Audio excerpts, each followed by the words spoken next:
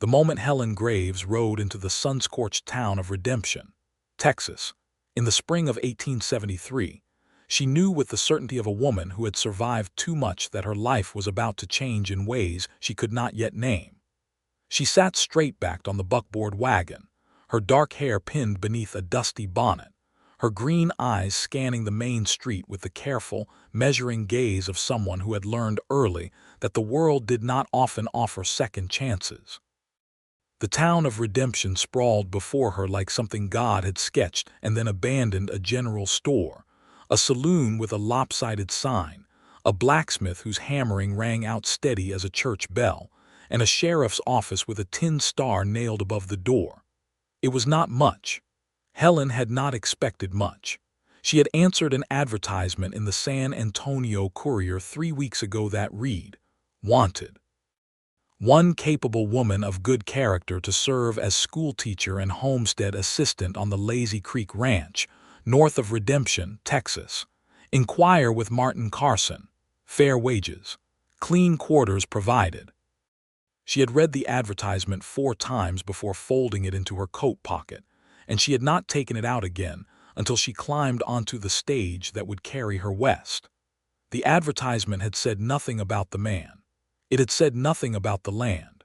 It had said absolutely nothing about the kind of loneliness that could settle into the bones of a person standing at a crossroads with nothing behind her worth returning to. Helen Graves was 26 years old.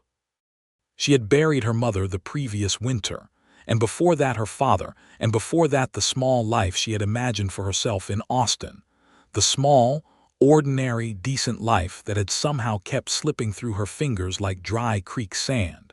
She was not bitter about it. She had decided somewhere along the road to redemption that bitterness was a luxury she could not afford.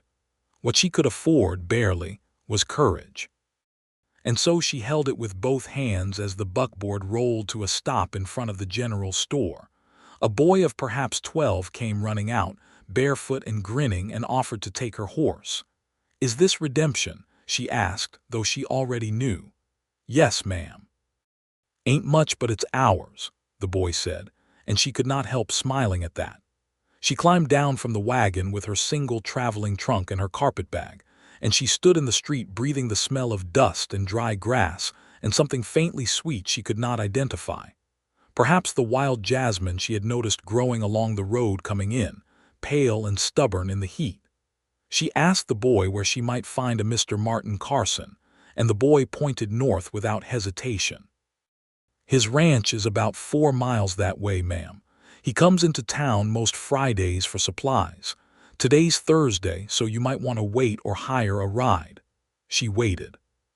She spent the night at the boarding house run by a stout and generous woman named Mrs. Alvarez, who fed her beans and cornbread and asked 3 questions about her background, and then declared her suitable and shown her to a clean room. Helen lay on the narrow bed listening to the sounds of redemption settling into its nighttime quiet, the distant laugh from the saloon, a dog barking somewhere, the wind moving through the mesquite trees behind the building, and she thought about what she was doing. She was starting over.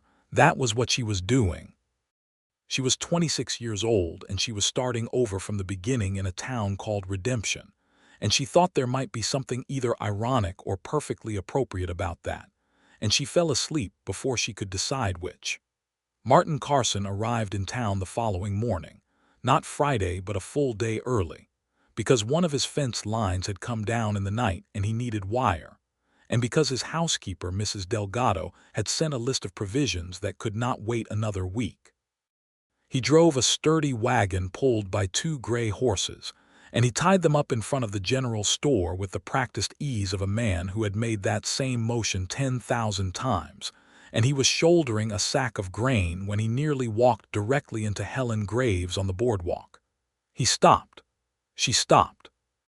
She was looking at him with those green eyes and an expression that was not quite startled and not quite composed, somewhere in between, like someone bracing for a gust of wind that might or might not come.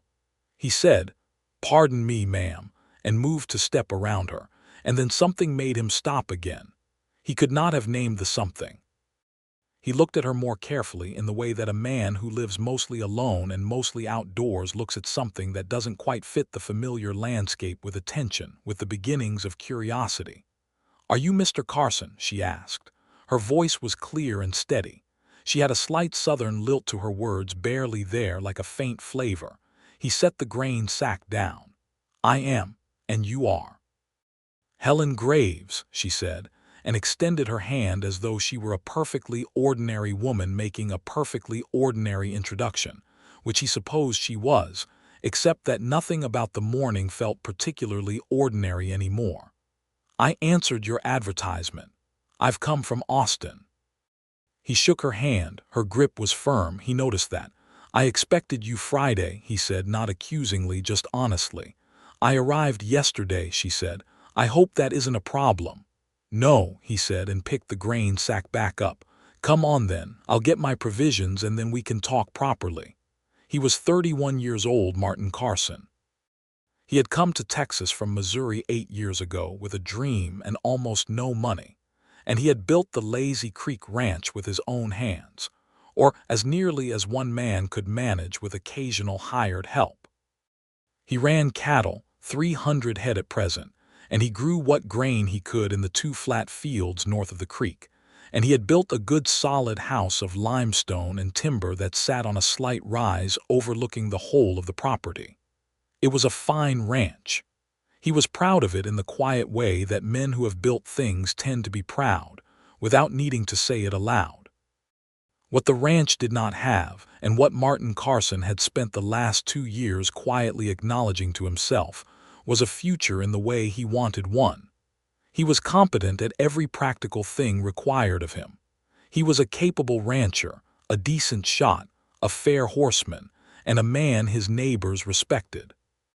But his house was large and empty in the evenings, and the 2 young children of his deceased brother, 6-year-old Thomas and 4-year-old Clara, had come to live with him 6 months ago when there was no one else, and they needed more than Martin Carson alone could give them. They needed schooling. They needed the kind of steady, caring presence that a man who worked from first light to last dark could not always provide. They needed, though he had not quite let himself think it in these terms when he placed the advertisement, something like a home. He loaded his provisions into the wagon with Helen Graves standing nearby, and then he gestured to the bench and said, "There's no use hiring a separate ride." And she climbed up without fuss and set her carpetbag on her lap, and her trunk was loaded in the back, and they drove north out of Redemption into the wide, bright morning. For the first mile they said nothing. The land opened up around them, the flat scrub giving way to something more generous, rolling hills covered in buffalo grass and patches of live oak, the creek glinting in the middle distance, a hawk circling lazily overhead. It was beautiful in the particular way that Texas could be beautiful, which was to say it was enormous and indifferent and occasionally breathtaking. "It's a good land," Helen said finally. "It is," Martin agreed. "Have you been here long?" 8 years. Another silence, but not an uncomfortable one. She was watching the landscape with genuine attention, he noticed. Not with the nervous, pinched expression of a city woman enduring nature, but with the open eyes of someone who had spent time outdoors and knew how to look. "The advertisement mentioned 2 children," she said. "My brothers," he said. "Thomas is 6, Clara is 4. They came to me in October. Their parents passed from fever." "I'm sorry," she said, and she meant it. He could hear it. "They're good children," he said. "Thomas is quiet, Clara is not." She smiled at that. It was the first time he had seen her smile fully, and it changed her face in a way he found himself noticing, made it warmer, made the green eyes catch the light differently. "What do you want them to learn?" she asked. He thought about that. "Reading, numbers, enough to manage their own affairs when they're grown, enough to know the world is bigger than this ranch." He paused. "Though I'd like them to love the ranch too." "That seems like a reasonable set of goals," she said. "I taught school briefly in Austin. And I kept books for my father's hardware store before that. I'm not formally trained, but I know enough." "The advertisement didn't ask for formal training," he said. "No," she said. "It asked for good character. And do you have it? She considered him for a moment with those steady eyes. "I believe so," she said, "though I suppose that's for you to determine." He almost smiled, almost. "I suppose it is."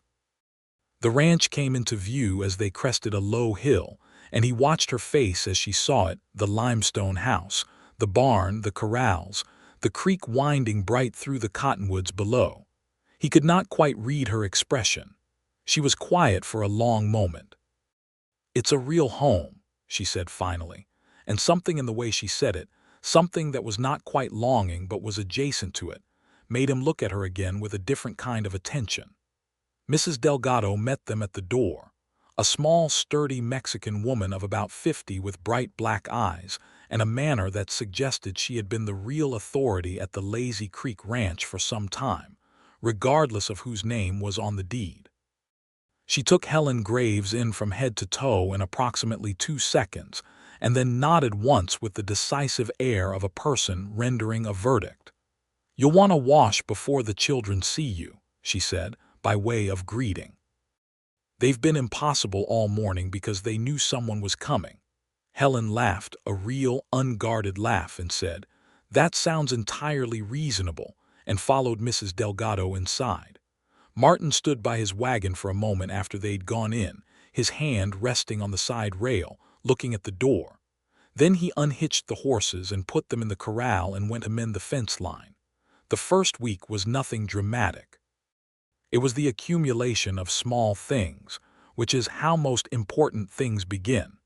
Helen established herself in the small, clean room off the kitchen that Mrs. Delgado had prepared, and she began teaching Thomas and Clara in the mornings on the large table in the main room, using the books she had brought from Austin, a reader, an arithmetic primer, and a battered volume of natural history that she had loved since childhood. Clara took to the reading immediately with a ferocity that surprised everyone and a tendency to narrate everything she read aloud at top volume. Thomas was slower and more careful and asked questions that were sometimes startlingly deep for a 6-year-old, like whether the stars were the same stars that the people in the books had looked at, and whether that meant they were all connected. Martin learned about Thomas's question only because Helen mentioned it to him one evening when he came in for supper. He had been out since dawn repairing that fence and working cattle, and he came in dirty and tired and sat at the table, and she told him what his nephew had said, and he sat with it for a moment. "What did you tell him?" he asked. "I told him yes," she said. That the same stars had been there for thousands of years, and everyone who had ever looked up was, in some sense, looking at the same sky. She set a plate of beans and salt pork in front of him. He seemed satisfied with that. "He's a thoughtful boy," Martin said. "He is," she agreed. "He reminds me of someone." He looked up at her. She was carrying plates to the table with her back slightly turned, and she did not clarify who she meant, and he did not ask. But he thought about it later, lying in his own room listening to the night sounds through the open window, the creek running, the horses moving in the corral, the persistent song of the crickets, and he thought that of all the things he had expected from placing that advertisement, he had not expected someone who would make him think. By the second week, a rhythm had established itself on the ranch that felt, in Martin's honest assessment, more settled than anything that had existed there in years. The children had their lessons in the morning, their outdoor time in the afternoon when Helen often accompanied them to the creek, where she had set up an informal system of what she called nature study that mostly consisted of Clara catching frogs and Thomas asking serious questions about everything. In the evenings after supper, Martin sometimes sat on the porch while the light faded, and Helen would come out and sit on the other end of the bench, and they would talk about the next day's work or the children or the state of the range. And sometimes they would not talk at all, and those silences were becoming, he noticed, comfortable in a way that surprised him. He was not a man who had much experience with comfortable silences. He had been mostly alone for 8 years, with the exception of Mrs. Delgado's brisk company and the occasional conversation with the ranch hands. Silence had been something he moved through like a field, always going somewhere, always purposeful. This was different. This was the kind of silence that had another person in it. There was a Saturday in the third week when a problem arrived in the form of a man named Roy Becker. Roy Becker was a land speculator who had been moving through the Redemption area for the past several months, and his approach was not subtle. He wanted water rights. The Lazy Creek was a reliable year-round creek in a region where water could mean the difference between success and failure for any ranch, and Becker had been making offers to every landowner along its banks. He arrived at the Lazy Creek Ranch on a Saturday afternoon with two of his men, and a smile like something that had been waxed and polished, but was not quite real. Martin heard the horses and came out from the barn. Helen was on the porch with the children, and she stood up slowly when she saw the riders come in, with the careful alertness of someone taking stock. Becker delivered his offer pleasantly and at length. He wanted to purchase the water rights to the creek section that ran through Martin's land. He named a figure that was, Martin had to admit, substantial. Martin said no. Becker's smile did not waver. "I'd think about it more carefully if I were you, Mr. Carson. Drought years come regular in this part of Texas. A man with cash in hand is better positioned than a man depending on a creek." "The creek has run since before I came here and will run after," Martin said. "The answer is no." Becker looked then toward the porch, where Helen stood with one hand resting on Clara's shoulder. His gaze was brief and evaluating in a way that Martin did not particularly like. "Nice-looking setup you have," Becker said, still pleasant. "I'll come back when you've had more time to think." "That won't be necessary," Martin said. Becker left. The two ranch hands who had accompanied him were watching from their saddles with expressions that communicated nothing in particular, and then they turned and followed their employer out through the gate. Martin stood for a moment watching the dust settle on the road, and then he turned and walked back toward the porch, and Helen was looking at him with that measuring expression she had, the one that had very little give in it. "Will he come back?" she asked. "Men like that always come back," he said. "But the land is mine and the water rights are mine and there's nothing legal he can do about it." "And illegal?" she asked. He looked at her directly. "I'll handle it." She held his gaze for a moment longer than was strictly necessary. "All right," she said, "but don't think you have to handle everything alone." He was not sure what to do with that, so he went back to the barn. But he found himself thinking about what she had said that night and the next day, because it was not the kind of thing he had been used to hearing. The men in his life, the ranch hands, the neighbors, the men at the saloon in town, operated on the understood principle that every man managed his own difficulties. Women in his experience had been either family or strangers, and the ones who were family had their own lives to manage. Helen Graves was neither quite family nor stranger, and she occupied a position in his daily life that he had not quite located a name for. The fourth week brought a spring thunderstorm of some ambition, which kept everyone inside for 2 full days, and led to one of the more memorable evenings Martin could recall at the Lazy Creek Ranch. Mrs. Delgado had made tamales, which she did only on special occasions or in extremely inclement weather, and the 5 of them, Martin, Helen, Mrs. Delgado, Thomas, and Clara, sat around the big table while lightning walked across the hills to the south, and Mrs. Delgado told stories about her childhood in Chihuahua that had the children wide-eyed, and Helen had somehow produced a small harmonica from her carpetbag and played 3 songs that were simple and clear, and which Clara immediately demanded be played again. Martin watched her play. She had her eyes half closed and her attention inward, and her dark hair had come loose from its pins on one side, and she had not troubled to fix it, and the lamplight was warm and the rain was loud on the roof, and he was aware of a feeling that was not quite longing and not quite peace, but something that inhabited the space between them.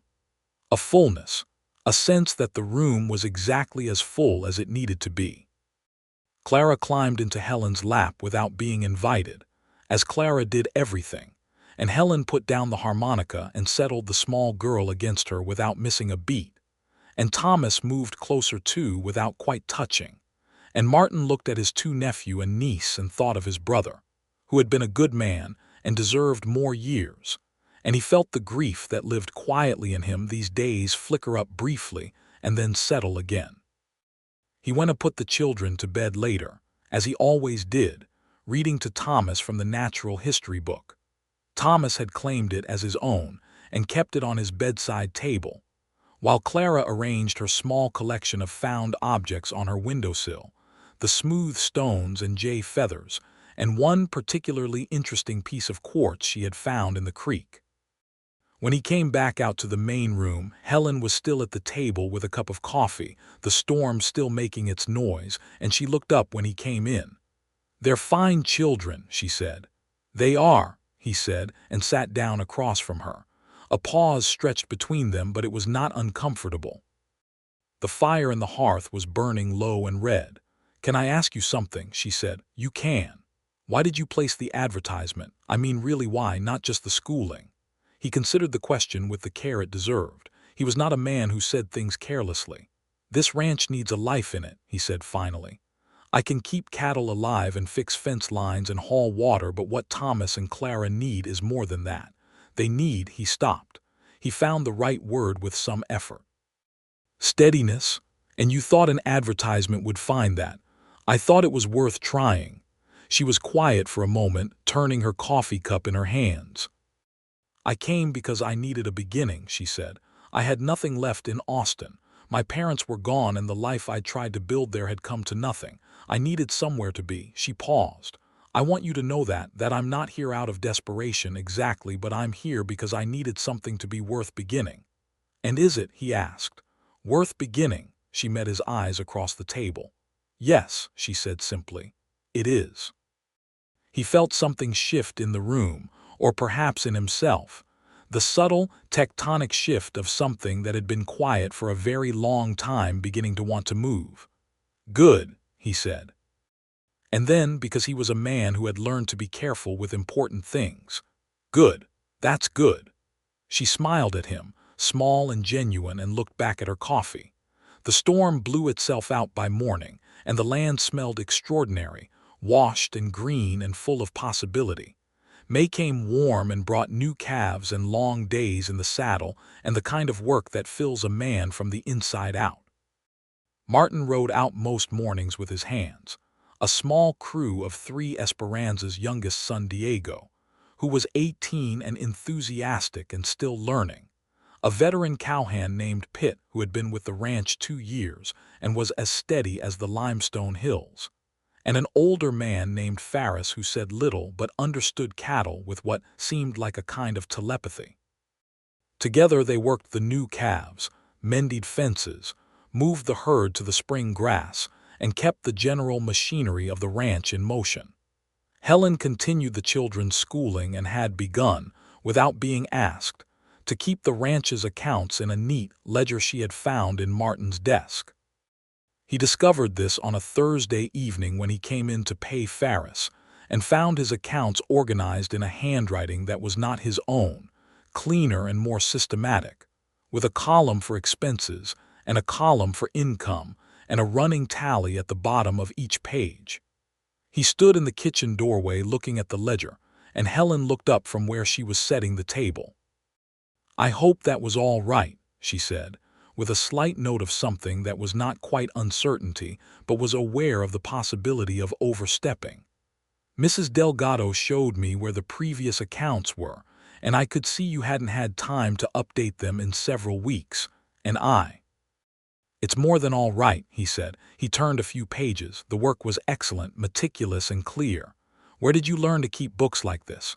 "My father's hardware store," she said. "Told you," a brief, small smile. "He always said the numbers tell the truth even when people don't. You need to know what's actually there." Martin looked at the ledger for a moment longer, then set it carefully on the desk. "Thank you," he said. "You're welcome," she said. It was ordinary.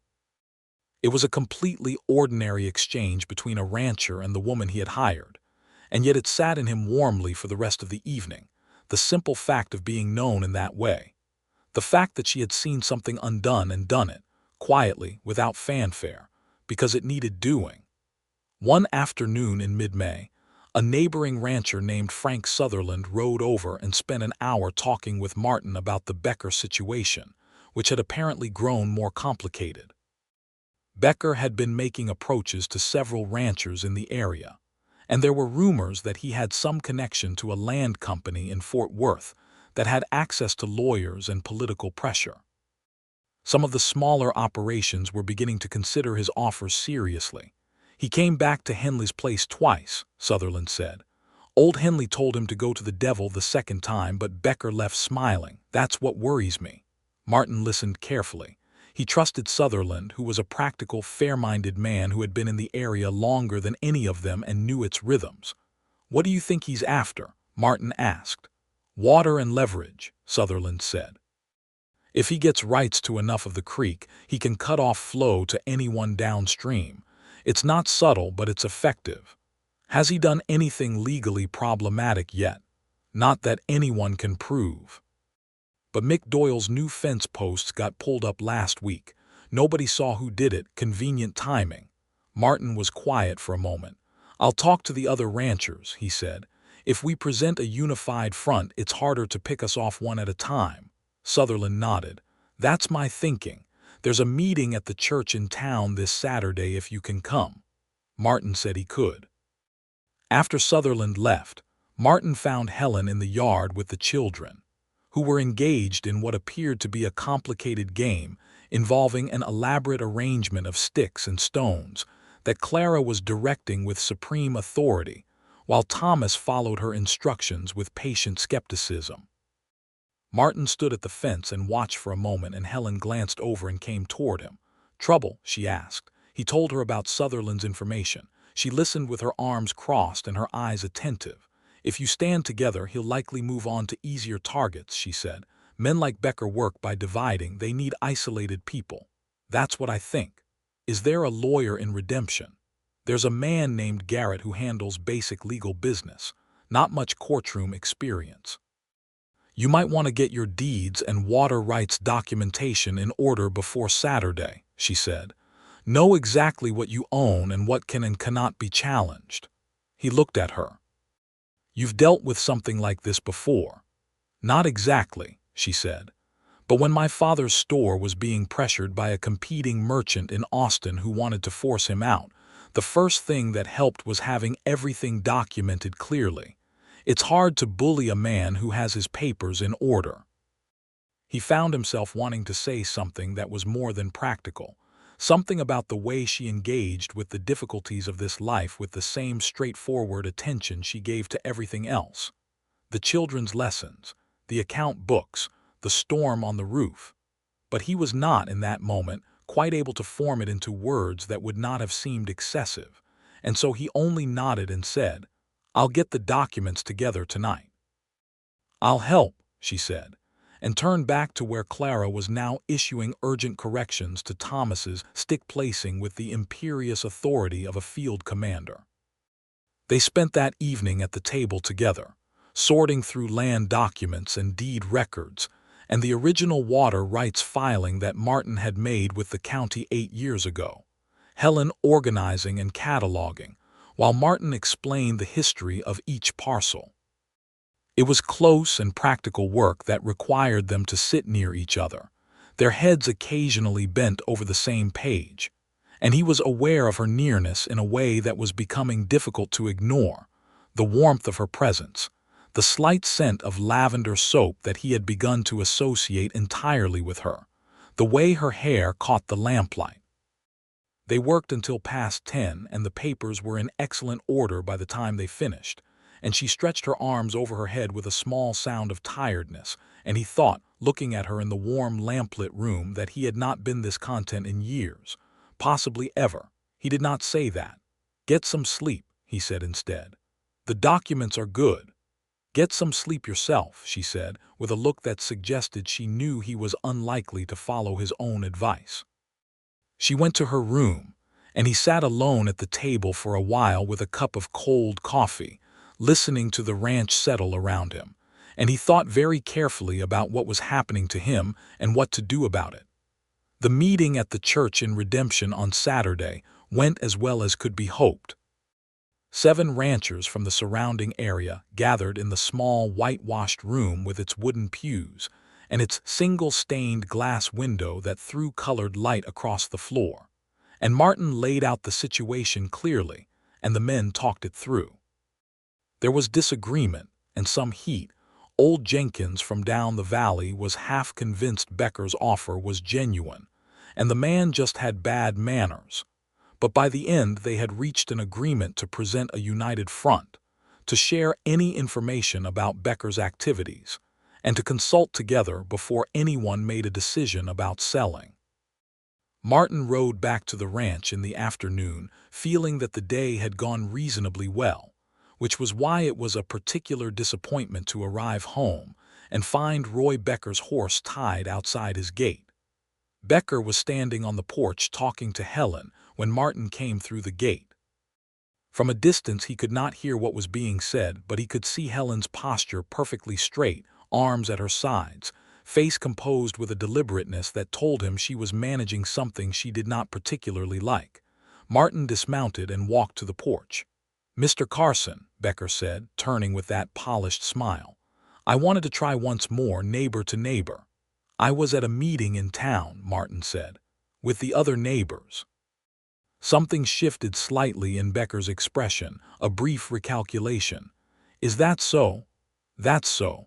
Martin stepped up onto the porch, which put him between Becker and Helen. It was a natural movement, not theatrical, just the positioning of a man who knew where he needed to stand. "I told you once already, the ranch isn't for sale. The water rights aren't for sale. Nothing here is for sale. Every man has a price, Mr. Carson." "Not this man." Martin held the other man's gaze. There was nothing aggressive in it, just absolute certainty, which is sometimes more effective. Becker looked at him for a long moment, and then he nodded slowly and descended the porch steps. "I'll be around," he said. "So will I," Martin said. Becker mounted his horse and rode away, and Martin stood on the porch until the dust had settled and then turned to Helen. "Are you all right?" he asked. "I'm fine," she said. He was trying to be charming, which was worse than if he'd been threatening. A pause. "He asked if you'd be home soon, and I told him yes, and he kept talking anyway." "What did he say?" "He suggested that a woman in my position," he said, "your position," with a kind of smile, "might want to think carefully about where she put her loyalty. That circumstances can change very quickly in ranch country." She said it evenly, reporting facts, but her jaw was set in a way that told him exactly how she had felt about the implication. Martin was quiet for a moment. "He had no business saying that to you." "No," she agreed. "He didn't." She looked out toward the road. "He's going to escalate, probably. What will you do? Keep the ranchers together, document everything, and if he crosses a legal line, take it to the county sheriff." He looked at her directly. "And in the meantime, I'd rather he didn't find you alone here again." Something moved in her expression, a flicker of something warm that she did not quite allow to bloom. "I can take care of myself," she said. "I know you can," he said. "I'm not suggesting otherwise, I'm just saying I'd rather." They stood on the porch in the afternoon light for a moment, and the air between them had a quality that was different from ordinary air, charged with something unspoken that both of them were beginning to know the shape of. Then Clara appeared in the doorway, demanding to know if she could have the last of the cornbread, and the moment dissolved into the ordinary and necessary work of the afternoon. June came in slow and golden, and the days stretched long, and the cattle grew fat on the summer grass, and the creek ran clear and cold, and life on the Lazy Creek Ranch found a rhythm that was, Martin thought, the best rhythm he had known. He began, without making a deliberate decision about it, to arrange things so that he was less often in the fields until dark. There were always reasons that were true and practical. The evening light was better for certain kinds of work. The account books needed attention. The children needed supervision. But underneath the practical reasons there was a simpler one, which was that he wanted to be in the house in the evenings because Helen was there. He began to know her in the way that you know a person when you live alongside them, not the performed version of themselves that people show to acquaintances, but the actual texture of who they are. He learned that she rose before everyone else and sat on the porch in the first gray light with coffee, just sitting, needing quiet before the day began. He learned that she was frightened of the scorpions that occasionally appeared in the limestone corners of the kitchen and would call for Mrs. Delgado with a composure that was clearly costing her something, while maintaining total nonchalance with every other creature. He learned that she laughed at Thomas's earnest philosophical questions with a delight that was entirely genuine, and that she was fiercer with Clara's education than with Thomas's, not from preference, but because she saw something in the small girl's sharpness that she did not want to see blunted. He learned that she had loved someone once, briefly, in Austin, a mention in passing one evening, not elaborated, not lingered over, but there, and that it had not ended well and she did not appear to wish it had gone differently. He learned that she read late at night when she thought everyone was asleep, and that the book she was currently reading was a volume of poetry that she had carried from Austin in the bottom of her carpetbag, worn around the edges, clearly much loved. He learned that she was lonely in a way she would not admit, in the way that competent, self-sufficient people are often lonely, not helplessly, not visibly, but persistently, like a low note held underneath everything else. One evening in mid-June, he came to the creek at sunset to wash up after a long day, and found her there before him, sitting on the flat limestone rock that jutted over the water, her shoes off and her feet in the current, her face turned toward the fading light to the west. She did not hear him coming, and he stopped some distance back, uncertain whether to interrupt, because there was something about her stillness that suggested she was somewhere important inside herself. But she turned her head and saw him, and her expression did not close off the way it might have. It stayed open, a little surprised but not unwelcoming. "Sorry," he said. "I didn't mean to intrude." "You're not intruding," she said. "It's your creek." He sat down on a boulder a few feet away and pulled off his boots. The water was cold and clear against his feet, carrying the high country chill even in June. "I used to do this when I was a girl," she said. "Sit by the river in the evenings. My mother and I both liked it. She said the water carrying things away was useful to think about. Whatever the day had put in you could go with the current." He said nothing, just listened, because she rarely talked about her mother, and he recognized the particular quality of the silence before someone says something true. "I miss her," she said. "I don't think you really understand that a person is gone until you want to tell them something and you can't." She paused.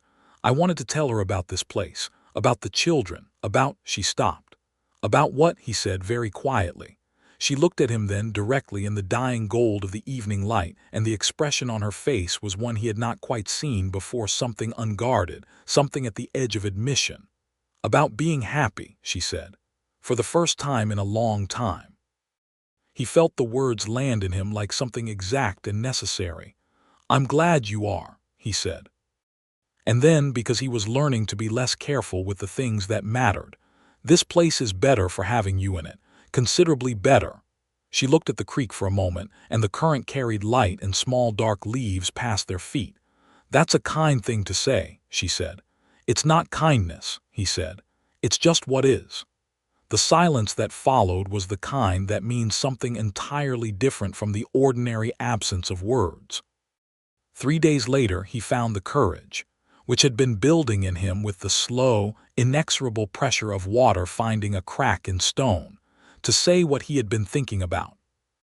He found her in the evening after the children were in bed, on the porch with her book of poetry in her lap, the lamp casting a warm circle around her. The night was warm and full of insect song, and the moon was rising fat over the eastern hills. He sat down on the bench and looked at the moon for a moment. "Helen," he said. She looked at him. Something in the way he said her name told her to set the book down. "I want to tell you something," he said, "and I want you to know that I'm not placing any expectation on you with this. I understand that you're here in a working arrangement, and I have no wish to make that uncomfortable for you. But I think if I don't say it, I'm going to regret it in the way that I'll regret it for a long time."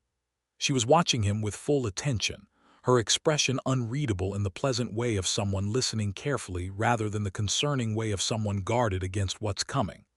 I find that I have considerable feelings for you," he said, and the sentence, which had seemed adequate in his head, felt somewhat thin in the actual air. He pressed on. "More than considerable. I think you are the most remarkable person I've encountered in a very long time, and I think about your company when you're not near, and he stopped, steadied himself. "I would like very much to know whether there is any possibility that you might feel something similar. In time, or even now, I don't need an answer immediately." She was quiet for what felt like a very long time, though it was probably only a few seconds. "Martin," she said, and the way she said his name, the first time she had used it without any formality attached, made his chest do something complicated. "You are the worst person to say you don't need an answer immediately to," she said, "because you clearly do need an answer, and the answer is yes." He looked at her.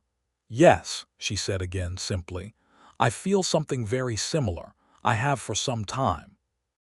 I just didn't want to be foolish about it."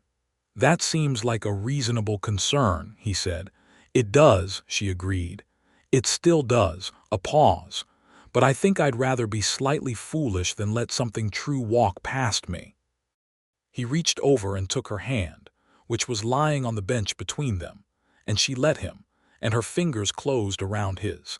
And they sat like that in the warm June night with the insects singing and the moon climbing the sky, not speaking, not needing to, which was exactly how Martin Carson had imagined it might be if he was ever lucky enough to be sitting on his porch, holding the hand of a woman he was falling in love with.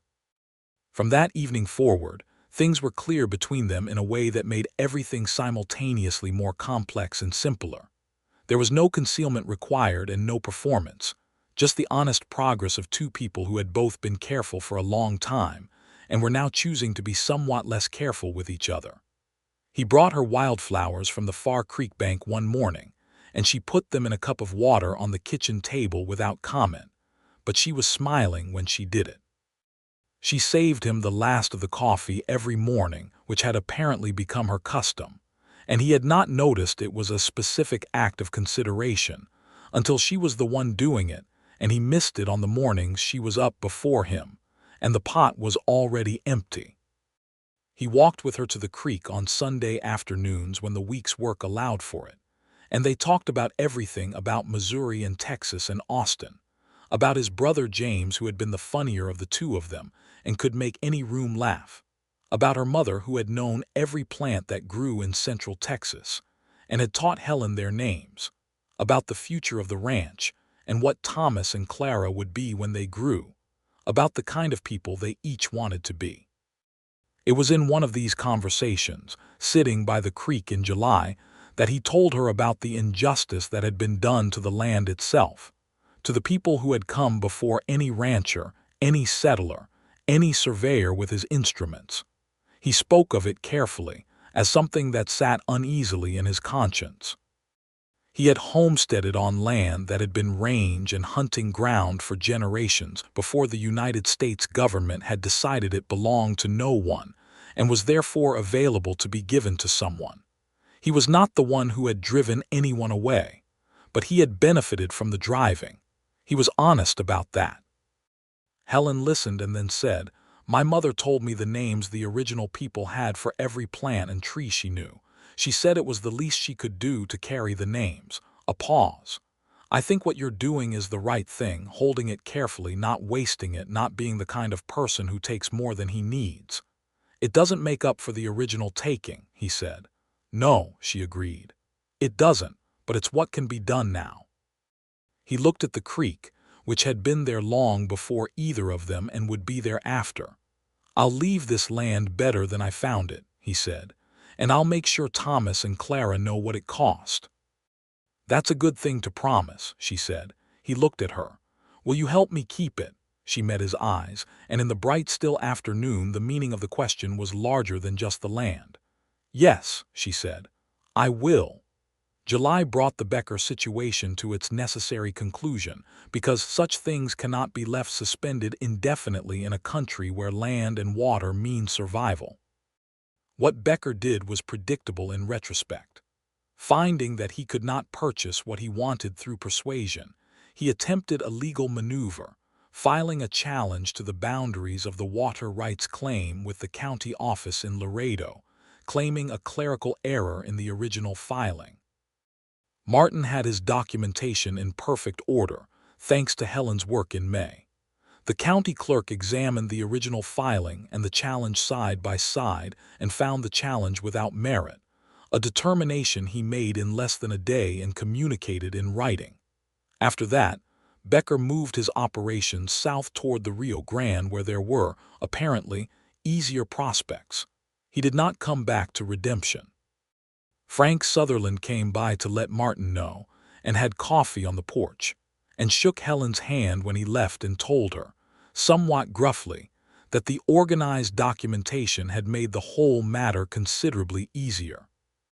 "Good woman you have there," Sutherland said to Martin as he mounted his horse. Martin looked at Helen, who was managing her expression with extraordinary precision. "I know it," he said. Sutherland rode off, and Helen looked at Martin with her eyebrows up slightly. "Good woman you have there," she repeated. "Well," he said. "Well," she agreed. He took her hand there in the yard in the afternoon light, and she let him, and that was that. He asked her to marry him on a Sunday morning in August. He had thought about it for some time. He had thought about the right way to do it, and then he had decided that the right way was simply to say it honestly, without elaborate staging, because she was not a woman who would appreciate elaborate staging, and he was not a man who was capable of providing it with any authenticity. What he was capable of was honesty, and so he offered that. They were at the creek, their usual Sunday afternoon place, and the light was falling through the cottonwood leaves in shifting patterns, and the water was summer-low and clear, and he said, "Helen, I want to ask you something, and I want you to know that whatever your answer is, it won't change what you have here. This is your place if you want it regardless of the answer." She looked at him with serious eyes. "Will you marry me?" he said. She was quiet for exactly the length of time it takes to breathe in and breathe out once. "Yes," she said, and then, with that particular smile that he had been cataloging since the very first morning she arrived, "You know, for a man who doesn't say much, you have gotten very good at saying the things that matter." He laughed, which was something he had been doing more in the past 2 months than in the previous 2 years, and she laughed with him, and the creek carried the sound of it downstream toward the open country. They were married in September, in the small whitewashed church in Redemption, by the Reverend Cole, who had a kind face and spoke the words as though he meant each one. Mrs. Delgado wore her good dress and cried without embarrassment. Thomas stood very straight in his good shirt, and Clara wore a wreath of dried wildflowers in her hair that Helen had made for her, and Clara had been formally and completely satisfied with the wreath, and had worn it to dinner 3 nights before the wedding already. The whole community of Redemption came, which was not a large gathering but was a warm one. Frank Sutherland and his wife. Old Jenkins from down the valley, who brought a cured ham as a wedding gift and said exactly one word during the reception, which was decent. Diego and Pitt and Farris, the ranch hands, who cleaned up considerably for the occasion. Mrs. Alvarez from the boarding house, who had provided the wedding cake, a feat of domestic ambition that had produced 4 dense and excellent layers. Helen wore a dress of deep green that she had made herself in the weeks before the wedding, working by lamplight after the children were in bed, and when she walked down the church aisle Martin looked at her with an expression that he was not even trying to manage, open and sure, and full of something that everyone in the small church could see, and that made Mrs. Sutherland put her handkerchief to her eyes. He said the words to her clearly, looking at her face. She said the words to him in her clear, steady voice, and when she got to the part about cherishing, she said it with a warmth in her eyes that was not performed, that was simply true. He put the ring on her finger, a simple gold band, the best that could be gotten in Redemption, and she had told him that plain gold was exactly what she wanted. And the Reverend Cole declared them married, and Clara immediately climbed the pew to announce this to the people sitting behind her, as though they might have missed it. They rode back to the ranch in the late afternoon, the two of them in the wagon with the children tumbling in the back, and the sky was enormous and streaked with evening colors, and the land was golden in the late light, and Martin drove with one hand on the reins and Helen's hand in his other, and neither of them said much because there was nothing that needed saying. The Lazy Creek Ranch entered its autumn with a fullness that was different from anything that had come before. Helen had brought herself into it, which was more than could be said for any amount of cattle or acreage. She was in the house and in the accounts and in the children's daily life and in Martin's mornings and evenings, and the ranch, which had been functional and efficient and somewhat hollow, was now simply alive. She organized the root cellar and put up preserves from the late garden, working alongside Mrs. Delgado in a partnership that had its occasional negotiations. Two competent women in the same kitchen required some territorial sorting, but settled into a genuine warmth. She continued Thomas and Clara's schooling through the autumn with increasing ambition, having ordered 2 new books from a catalog in San Antonio. And Thomas was reading well above what might be expected for his age, and Clara was doing arithmetic that impressed even Mrs. Delgado, who tested the girl regularly with produce calculations while pretending it was ordinary conversation. And she and Martin talked. They talked in the evenings on the porch, and in the mornings before the day's work began, and on Sunday afternoons by the creek. And the talking was the kind that builds something, that lays a foundation stone by stone out of shared understanding. He told her everything about the ranch, not just the practical operation but the dream of it, where he wanted it to be in 10 years. She told him everything about her plans for the children, and he listened to all of it with the full attention of a man who understood that the education of Thomas and Clara was not a separate concern from the future of the ranch, but entirely the same concern.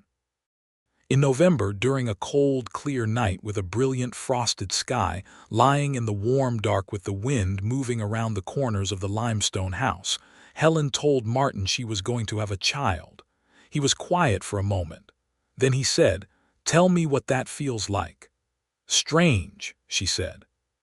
"And absolutely right." A pause. "Is it all right?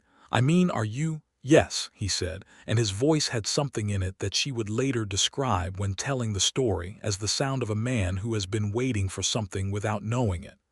"Yes, more than all right." He held her carefully in the dark, and outside the stars were very bright and the creek ran its quiet course through the cold land.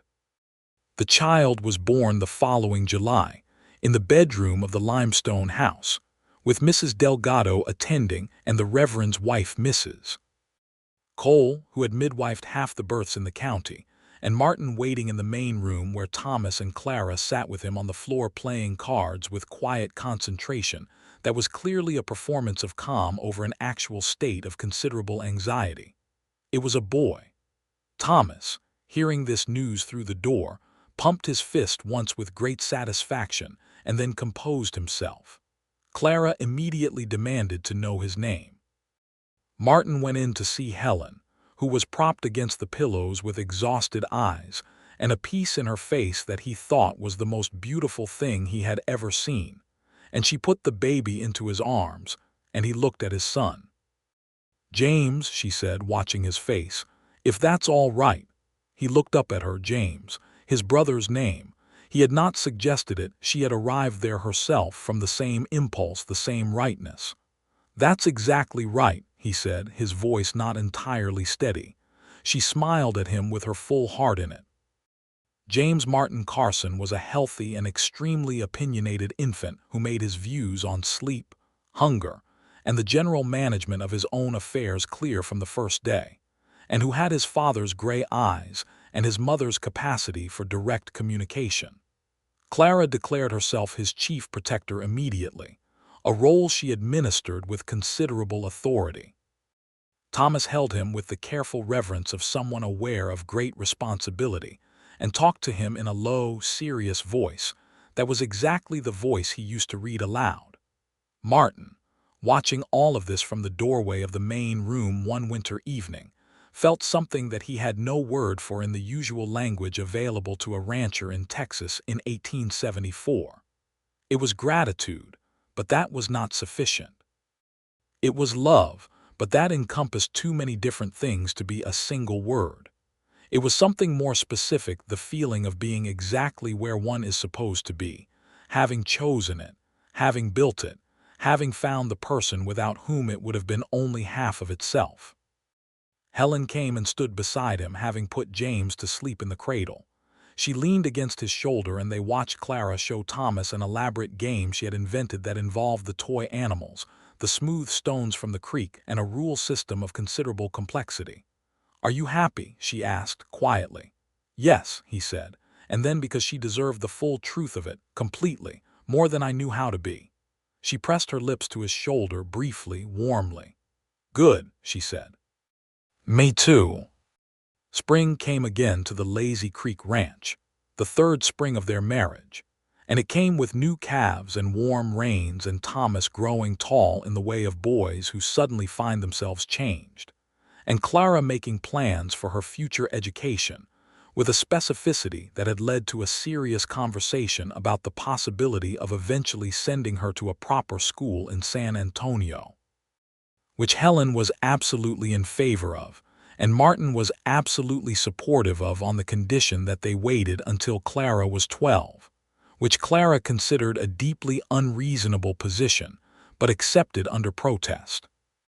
James was walking by then, a determined and emphatic 8-month progress across the kitchen floor that had been performed with the focused intensity of a man with somewhere important to be. And he had said his first word, which was not mama or papa as might be expected, but was rather no, which Helen said she should have anticipated.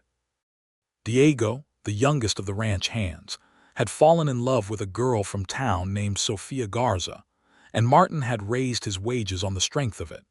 "A man with a woman to support should be paid accordingly," he said, with a straightforwardness that Helen found extremely touching.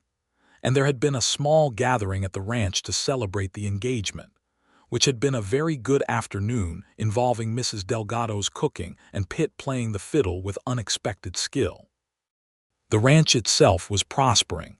The herd had grown to nearly 400 head.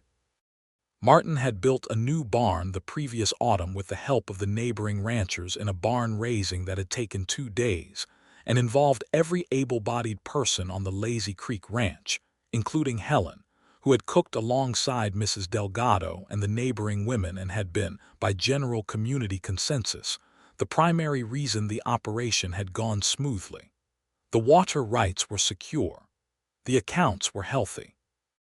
The limestone house, which had always been solid, now felt permanent in the way that places feel permanent when the right life is living in them. On the evening of their second anniversary, they counted from the September day in the church, though Martin sometimes said privately that he counted from the first morning she arrived, and he nearly walked into her on the boardwalk.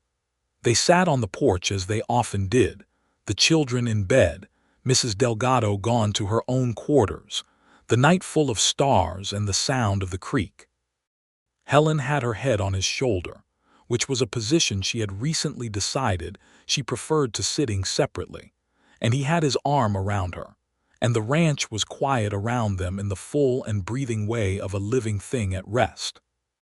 "Do you ever think about what would have happened if I hadn't answered the advertisement?" she asked. "I try not to," he said honestly. "It's a terrible thing to contemplate," she laughed softly. "I almost didn't. I had the paper in my pocket for 3 days before I decided. I kept thinking I was being foolish, that it would come to nothing." "What made you decide?" She was quiet for a moment, thinking about it genuinely. "My mother," she said, "not in any mystical sense. Just I thought about what she would have told me. She would have told me to stop standing still and go find out." A pause. She was a woman who believed that the only real mistake was failing to find out. "She sounds like she was remarkable." "She was," Helen said. "I think you would have liked her, And I think she would have liked you enormously, which is a significant statement because her opinion of most people was moderate at best. He turned his head and pressed his lips to her hair, the way he did sometimes, a small and private thing. I'm grateful you listened to her, he said. So am I, she said. The stars moved in their slow arc over the Texas hill country, the same stars that had been there for thousands of years before either of them and would be there after, and the creek ran steadily through the dark, and the ranch breathed around them, and in the quiet house the children slept, and the animals in the barn were still, and somewhere to the north a coyote sang one brief note to the night and was answered and was silent. I want to tell you something, Helen said. And I want you to know I'm telling you because it's true and because you should know it. All right, he said. You are the best man I know, she said. Not in an abstract moral sense, though that too. But specifically the way you are with the children and with the people who work for you and with the land, the way you carry things. The way you said you'd leave it better than you found it. I think about that a lot. I think it's the truest thing about you. She paused. And I love you for it, among other things. He held her closer. He felt the weight of what she had said, which was not small. I love you, he said, completely, and I intend to go on doing it for a very long time. That seems like a reasonable plan, she said, in the tone she used when she was being precise about something important. 2 years after that evening, the Lazy Creek Ranch had changed in ways both practical and profound. Thomas was 10 years old and had developed a fascination with natural science that Helen had encouraged by ordering every relevant book the San Antonio catalog offered.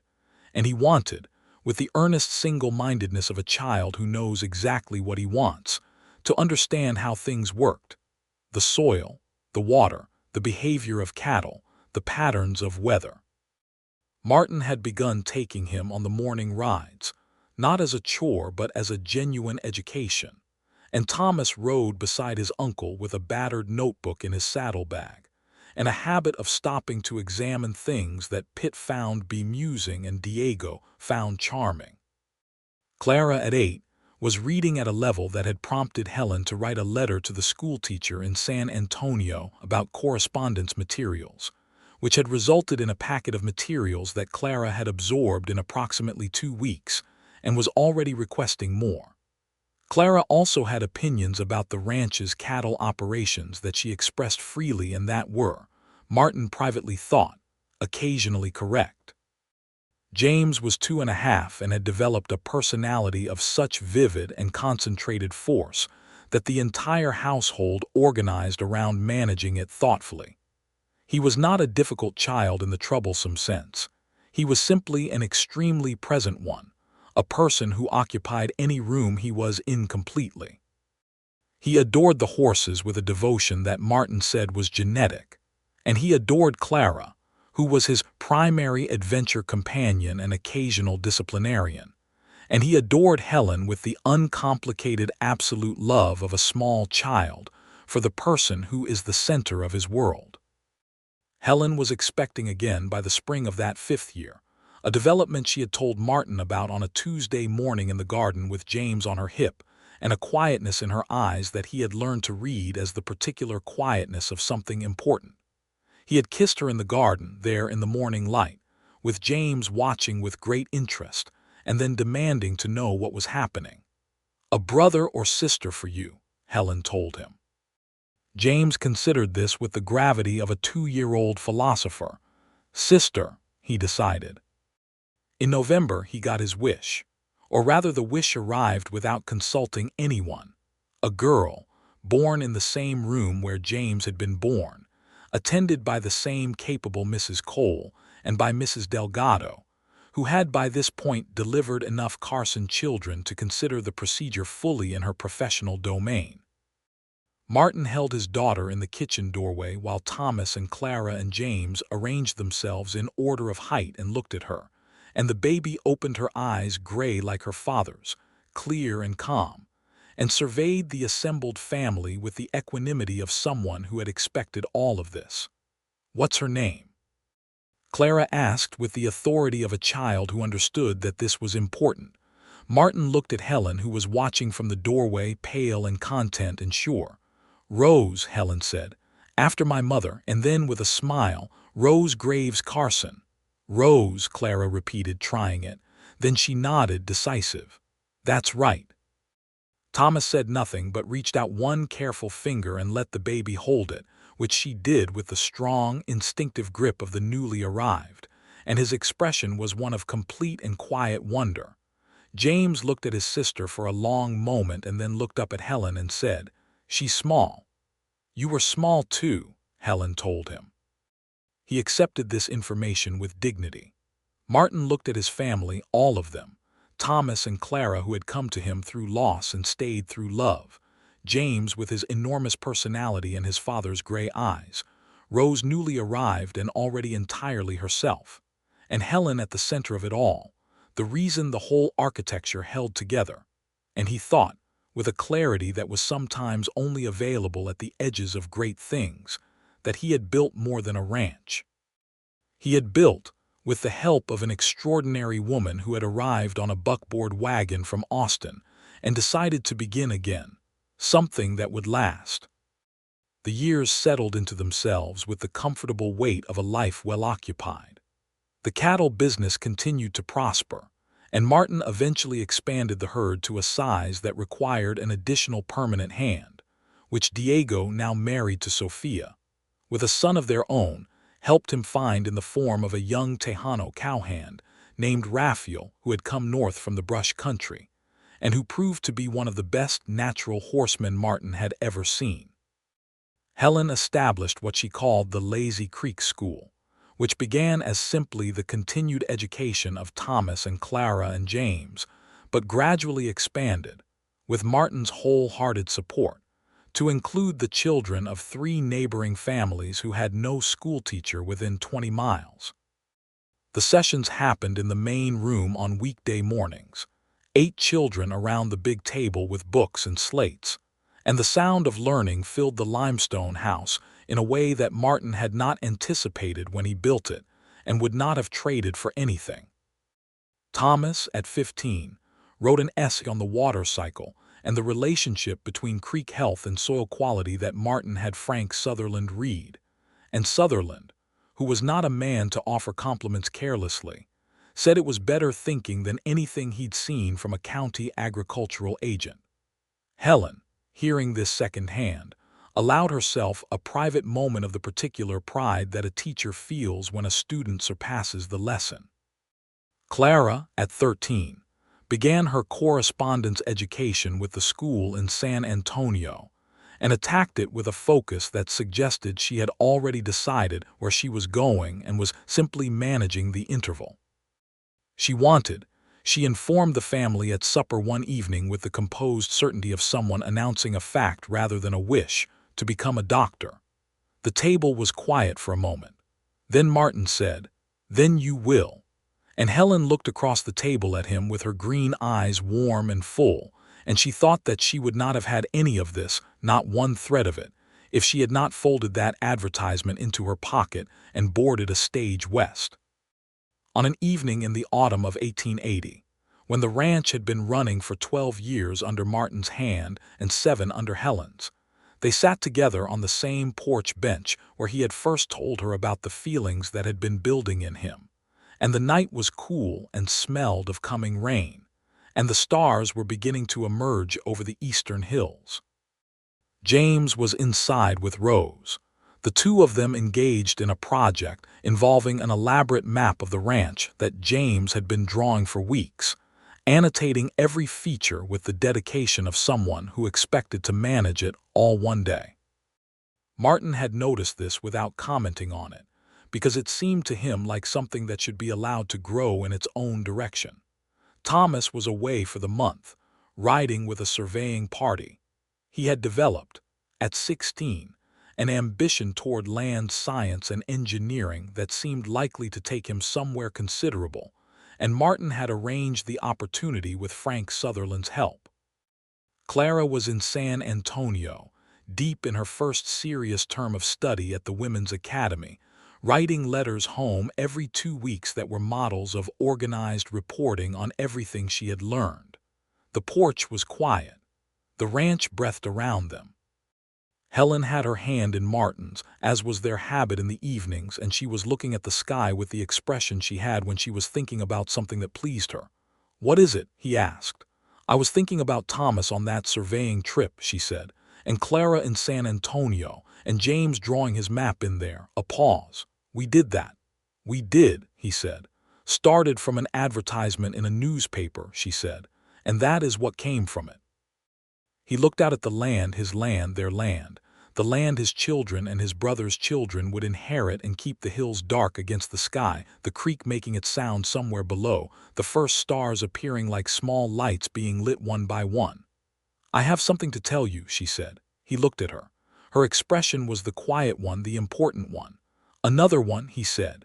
She laughed, that real unguarded laugh, and squeezed his hand. "No. No more of that, I think, though I wouldn't consider it a tragedy." She composed herself, still smiling. "I've been writing to a publisher in Austin about the curriculum I developed for the school here. They've expressed interest in printing it as a teaching guide for frontier schools." He looked at her fully. "They think there are enough families in places like Redemption who need practical teaching materials, and they want someone who has actually done it to write it properly." She paused, watching his face. "It would mean some work time set aside from the school day, more correspondence, possibly a trip to Austin at some point." "Helen," he said, "I haven't committed to anything yet." "I wanted to." "You will do it," he said, with the calm certainty he used for things that were completely obvious. "You will do it because you should, and because it's exactly the right use of what you've built here." He paused. "And because your mother would tell you to find out." She was quiet for a moment.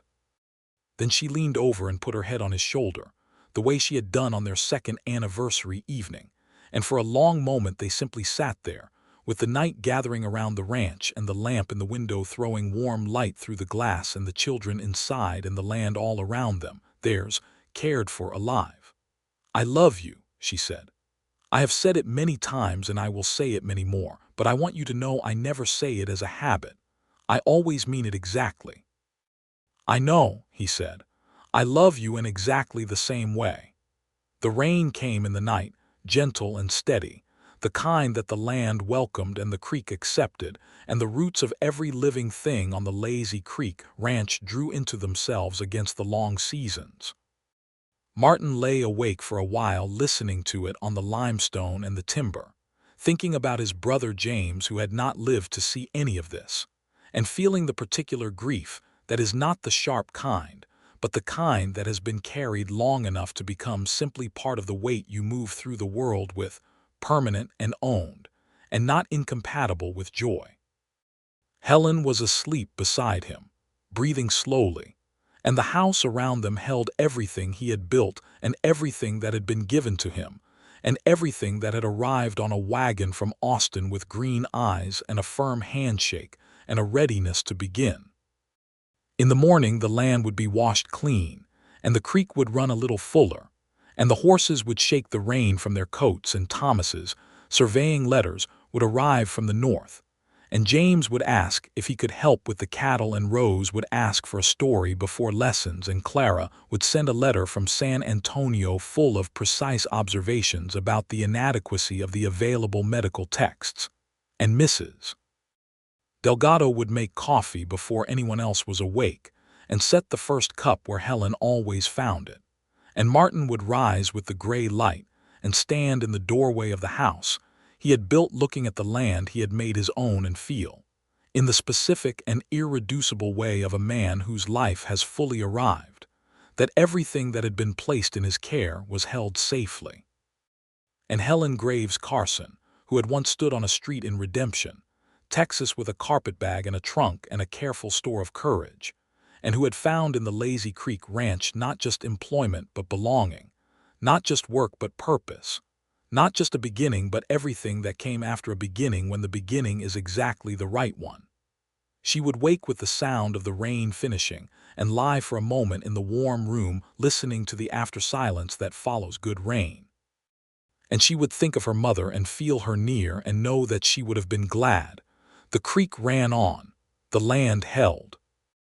The life they had built between them, with their own hands and their honest words and their willingness to let something true walk toward them rather than past them, continued in its full and generative course. Not perfect, never perfect, but real and warm, and entirely, completely theirs.